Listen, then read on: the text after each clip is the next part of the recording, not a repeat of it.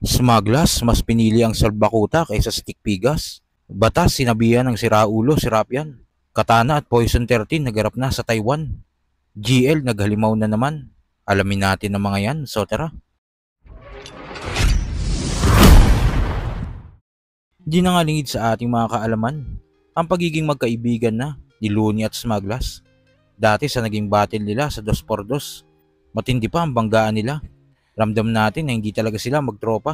Yoy, pukay ng ina mo, ubod ka ng fake. Puro puta pete yung bumubuta sa page. Mamatay ka sana sa bangungot o sa AIDS. Magpataya ka na lang ng ending, kaya ka lang naman nag-trending kasi nahulog ka sa stage. Pero sa paglipas ng panahon, dahil tumatanda na ang mga idol natin, mas gusto na nilang maraming kaibigan kaysa kakumpetensya. Kaya madalas nating makita si Smaglas sa Break It Down ni Looney dahil close na talaga sila. Sa content nga na ginawa ni Yo Love, dito ay pinapili nila si Smaglas.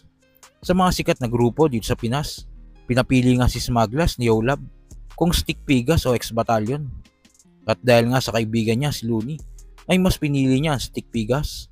Pero sa huli, nahirapan nga si Smaglas dahil ang binigay na pagpipilian niya ay stick pigas at ang OG na salbakuta. At dito nga ay mas pinili ni Smaglas ang salbakuta. But not the least, stick pigas or salbakuta?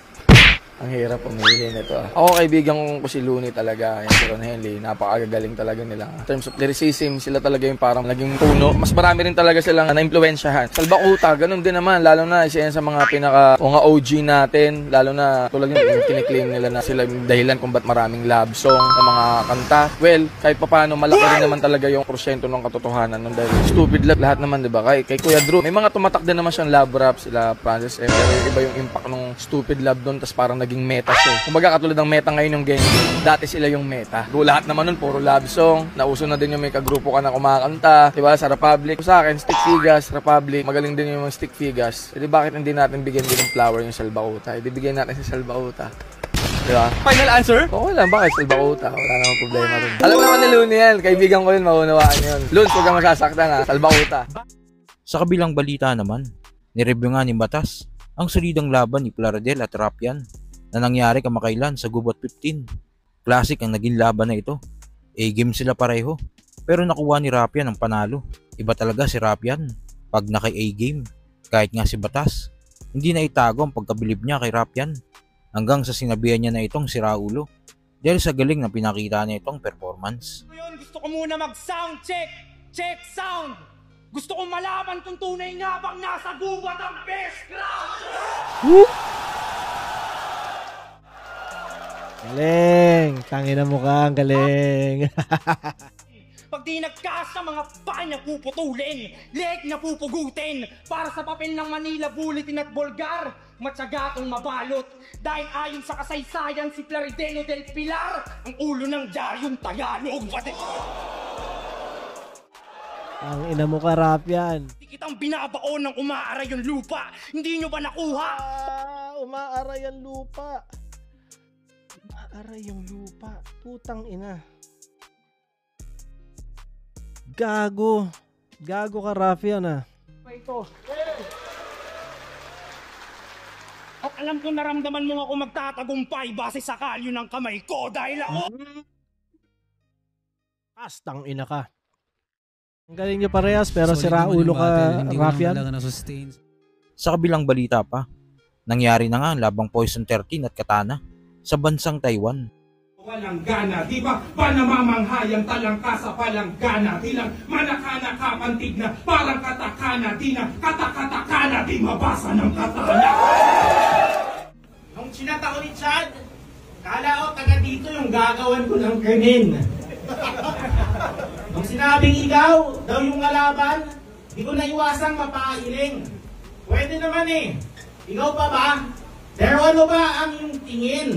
Patang sosyal ng iyong hiling? Papakamatay na lang, gusto mo pa sa ibang bansa kalilibin?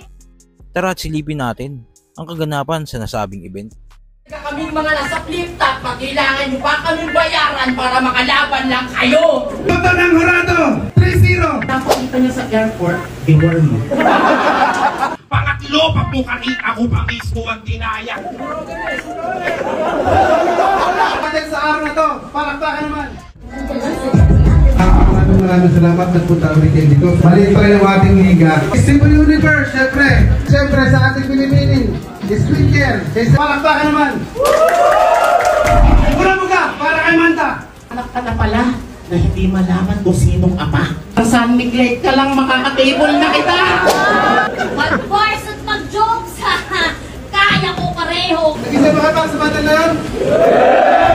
I1 versus Doblicara next battle. Lakosan na sila yung dalawa. Mula mo ka, para kay Doblicara. Ginamit niya yung linya pangalawang beses na yan. Basurahan! Basura lang kasi tingin ko sa'yo. Tatlong battle pa tayo. Pangal niyo pa.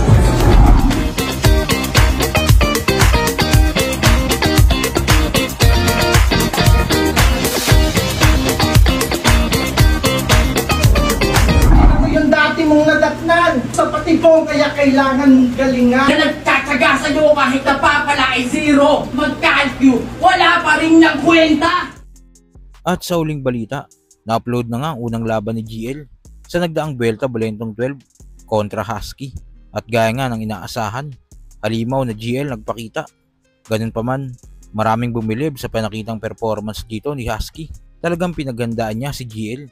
Kinapos nga lang siya sa round 3. Maraming nagsasabi na isa ito sa best performance ni Husky sa buong laban niya sa flip-top. Pero iba talaga yung GL. Ibang level talaga ang pinapakita niya bawat laban. Balikan natin ang bahagya ang laban nila. Tingin mo ba ang bobo ko? Nakakatawang isipin na ikaw binoto ko. Sino ba unang banat?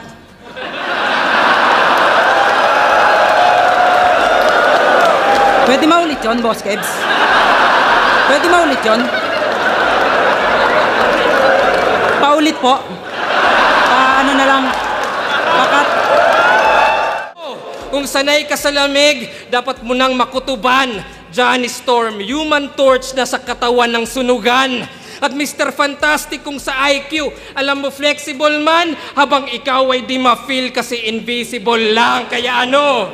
Ito pala, kaya ano? Hindi binibigay sa'yo si Mote, di ba? Tangina, real talk. Kaya iwas-iwasan din maging assuming. Hindi ka in demand, GL. Masyado ka lang demanding. Tangina, feeling niya kaya niya lahat. Kung sino-sino sinasagi. Respeto sa proseso, yan ang baunin mo palagi. Dadalin ka ng talento mo sa pinakatugatog at ang ugali magsasabi kung kailan din mahuhulog.